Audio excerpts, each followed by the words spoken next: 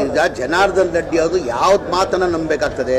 ಒಂದು ಕಡೆ ಹೇಳ್ತಾರೆ ಸಿದ್ದರಾಮಯ್ಯನೇ ಮುಂದುವರಿಬೇಕು ಮುಖ್ಯಮಂತ್ರಿ ಆಗಿ ಅಂತಾರೆ, ಒಂಥರ ಸಿದ್ದರಾಮಯ್ಯ ಅವರೇ ಹೇಳಿ ಮುಖ್ಯಮಂತ್ರಿ ಅಂತಾರೆ. ಯಾವ ಮಾತು ತಗೊಳ್ತೀರೋ ನೀವು ಅವ್ರದ್ದು? ಅವ್ರು ಯಾವ್ದಾನ ಸ್ಟ್ಯಾಂಡ್ ಇದೆಯಾ? ಯಾವ್ದಾನ ಮನುಷ್ಯಂಗೆ ಒಂದು ಸಿಂಗಲ್ ಸ್ಟ್ಯಾಂಡ್ ಇರಬೇಕು. ಈಗ ಓಪನ್ ಸದನದಲ್ಲೇ ಹೇಳಿದ್ದಾರೆ ಏನಂತ, ಸಿದ್ದರಾಮಯ್ಯನೇ ಮುಖ್ಯಮಂತ್ರಿಯಾಗಿ ಮುಂದುವರಿಬೇಕು ಅಂತ. ಅಲ್ಲ ಅವ್ರು ನಿಮ್ಮ ಪಕ್ಷದ ಹೈಕಮಾಂಡ್ ಸರ್ ಮುಂದುವರಿ ಅಂತ ಹೇಳಕ್ಕೆ ಯಾರು ಇಲ್ಲ ಅದು ಹೇಳೋದು. ಅವ್ರು ಯಾವ ಥರ ನಂಬ್ತೀರ ಅವ್ರನ್ನ? ಅಲ್ಲ ಯಾಕಂದ್ರೆ ಏನಾಗಿದೆ, ಅವ್ರ ಪಕ್ಷದಲ್ಲಿ ಮುಖ್ಯಮಂತ್ರಿಗಳು ಬದಲಾವಣೆ ಮಾಡಿ ಅಭ್ಯಾಸ ಆಗಿದೆ.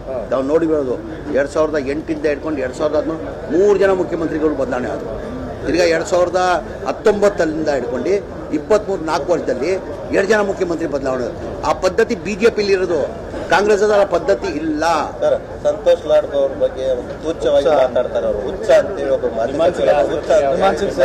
ಈಗ ಹೇಳ್ತಾರಲ್ಲ, ಅವರು ಒಂಥರ ಡೆಸ್ಪರೇಟ್ ಆಗಿದ್ದಾರೆ. ಏನಾಗಿದೆ, ಅವರು ಜಿಲ್ಲೆಯಲ್ಲಿ ಒಂಥರ ನೋಡಿರ್ಬೋದು, ದರ್ಬಾರ್ ಮಾಡಿದ್ರೆ ತಾವೆಲ್ಲ ನೋಡಿರ್ಬೋದು, ಆ ವರ್ಚಸ್ಸನ್ನು ಕಳ್ಕೊಂಡಿದ್ದಾರೆ. ಜನ ತಿರಸ್ಕಾರ ಮಾಡಿದ್ದಾರೆ ಅವ್ರನ್ನ, ಜನ ತಿರಸ್ಕಾರ ಮಾಡಿ. ಇಲ್ಲಾಂದರೆ ಶ್ರೀರಾಮುಲು ಒಂದು ಹೇಳ್ತೀನಿ ನಿಮಗೆ ಕೇಳಿ, MLA ಚುನಾವಣೆಯಲ್ಲಿ ನಾಗೇಂದ್ರ ಗೆದ್ದಿದ್ದು 30,000 ಹಂತದಲ್ಲಿ ಗೆದ್ದಿದ್ರು. ಪಾರ್ಲಿಮೆಂಟ್ ಚುನಾವಣೆ ಬಂತು. ಪಾರ್ಲಿಮೆಂಟ್ ಚುನಾವಣೆ ಒಂದು ಸಿಂಪತಿ ಇರ್ತದೆ, ಯಾರನ್ನ ಇರಲಿ, ನೀವಿರಲಿ ನಾನಿರಲಿ, ಲೋಕಲ್ ಆಗಿ MLA ಅಲ್ಲಿ ನಿಂತ್ಕೊಂಡ್ರೆ ಆ ಕ್ಷೇತ್ರದಲ್ಲಿ ಆ ಒಂದು ಸಿಂಪತಿ ಇರ್ತದೆ. ಏನಂತ, ಇಲ್ಲಪ್ಪ MLA ಎಲೆಕ್ಷನ್ನಲ್ಲಿ ನಾವು ನಾಗೇಂದ್ರನ ಗೆಲ್ಸ್ಕೊಂಡಿದ್ದೀವಿ, ಅವ್ರು ನಾಗೇಂದ್ರ ಇಲ್ಲ, ಶ್ರೀರಾಮುಲು ಅವ್ರು ನಿಂತಿದ್ದಾರೆ, ಅವ್ರನ್ನ MP ಆಗಿ ಓಟ್ ಕೊಡುವಂಥ ಒಂದು ನಿರ್ಧಾರಕ್ಕೆ ಬರ್ತಾರೆ ಜನ. MP ದಲ್ಲಿ 10,000 ಇನ್ನೂ ಜಾಸ್ತಿ ಲೀಡ್ ಬಂತು. ಎಲ್ಲಿದೆ ಅವ್ರ ವರ್ಚಸ್? ಹೋಯ್ತು, ಆ ಕಾಲದಲ್ಲೇ ಹೋಯ್ತು.